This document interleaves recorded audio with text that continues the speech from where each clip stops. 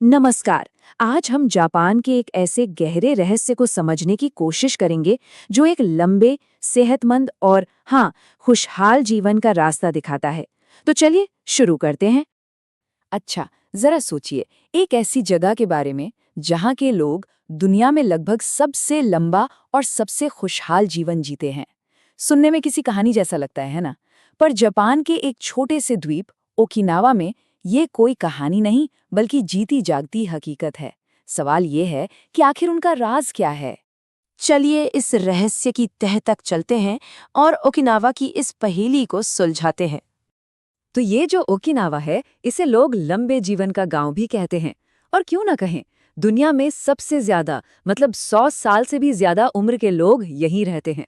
और ऐसा नहीं कि वो बस बैठे रहते हैं। अरे नहीं, यहाँ तो लोग 80 और 90 की उम्र में भी खुशी खुशी पूरी तरह एक्टिव होकर काम करते हैं। और सबसे दिलचस्प बात, यहाँ की भाषा में रिटायरमेंट जैसा कोई कॉन्सेप्ट, कोई शब्द ही नहीं है। लोग बस वो काम करते हैं जिससे उन्हें प्यार है, और बस यही चीज उन्हें हर सुबह उठने की एक वजह देती है। तो फिर सवाल वही है, आखिर उनका राज क्या है? ये सिर्फ अच्छा खाना पीना या बढ़िया जीन्स की बात नहीं है। नहीं, ये असल में जीने का एक तरीका है, एक दर्शन है जो उनकी जिंदगी को एक दिशा देता है। और इसी दर्शन, इसी फलसफे को जाना जाता है इकिगाई के नाम से। चलिए इस बेहद शक्तिशाली कॉन्सेप्ट को समझते हैं।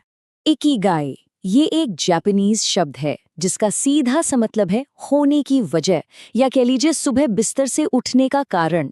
ये दो शब्दों से मिलकर बना है, इकी यानी जीवन और गाय यानी सार्थकता या मूल्य।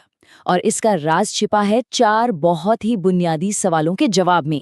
पहला सवाल है, वो क्या है जिससे सच में प्यार है, जिसे करना अच्छा लगता है? ये है जुनून, वो काम जो जिंदा दिली और एक अलग ही खुशी का एहसास कराते हैं। दूसरा सवाल, वो कौन सा काम है जिसमें कोई माहिर है? ये है हुनर, वो काबिलियत जिसे समय के साथ निखारा गया है और जिसे बहुत अच्छे से किया जा सकता है। तीसरा, इस दुनिया को किस चीज की जरूरत है? ये हुआ मिशन, यानी किसी की काबिलियत समाज और दूसरों के लिए कैसे फायदेमंद हो सकती है। और चौथा, आखिरी सवाल, वो कौन सा काम है जिसके लिए पैसे मिल सकते हैं? ये है पेशा, वो हुनर जिसका बाजार में कोई आर्थिक मूल्य हो। अब देखिए ये चारों चीजें जुड़ती कैसे हैं। जब कोई अपने पसंदीदा काम में माहिर भी हो तो वो होता है जुनून। जब किसी के हुनर के पैसे मिलने लगे तो वो बन जाता है पेशा।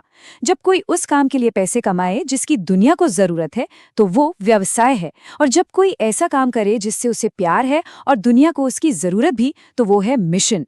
और इन चारों के बिल्कुल बीच में जहां ये सब मिलते हैं, वही है इकिगाई।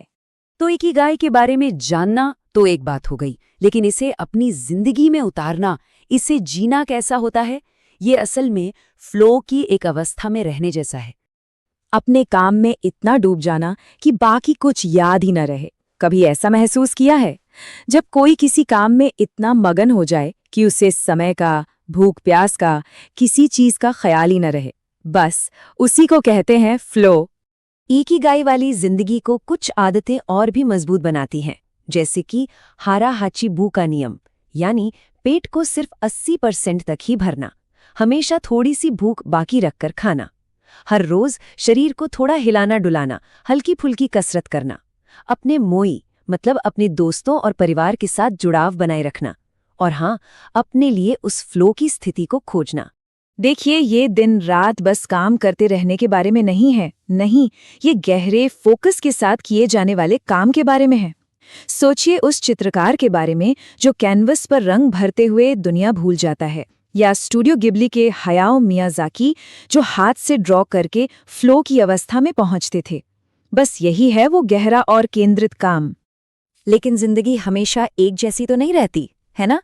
मुश्किलें आती हैं। तो इकिगाई को जीने के लिए एक लचीली, एक मजबूत सोच की भी जरूरत होती है।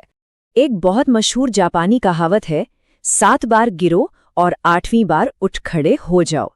ये लचीलेपन के विचार को, यानी मुश्किलों से टूटकर बिखरने के बजाय और मजबूत होकर उभरने की कला को बड़े खूबसूरती से समझाती है।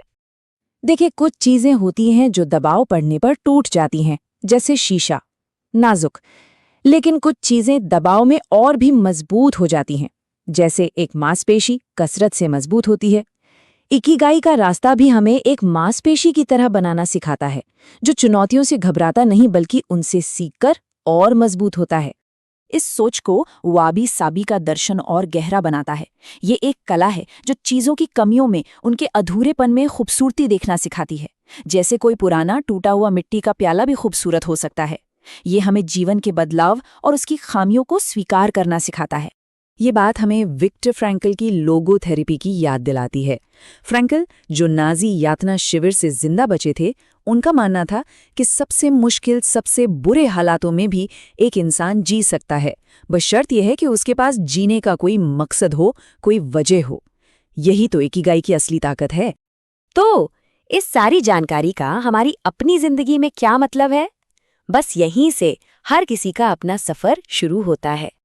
अपने इकिगाई को ढूंढने का रास्ता खुद से कुछ सवाल पूछने से शुरू होता है, जैसे कि बचपन में क्या करना सबसे अच्छा लगता था, या फिर ऐसा कौन सा काम है जिसे करते हुए वक्त का पता ही नहीं चलता।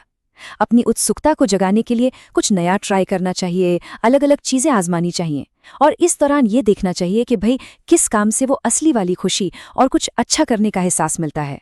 और हाँ, सबसे जरूरी बात, थोड़ा सब्र, क्योंकि इकिगाई ये कोई मंजिल नहीं है जिसे पा लेना है, ये तो खोज का एक खूबसूरत सफर है। जैसा कि विक्टर फ्रैंकल ने कहा था, अगर किसी को अपना मिशन नहीं पता है तो फिलहाल उसका मिशन उसे खोजना ही है। मतलब ये जो खोजने की प्रक्रिया है ना, ये अपने आप में एक बहुत बड़ा मकसद बन जाती है। तो सबसे जरूरी बात ये है, सुबह जागने की वजह हर किसी के अंदर पहले से ही मौजूद है। सवाल बस इतना सा है कि क्या हम सब उस खोज को शुरू करने के लिए तैयार हैं?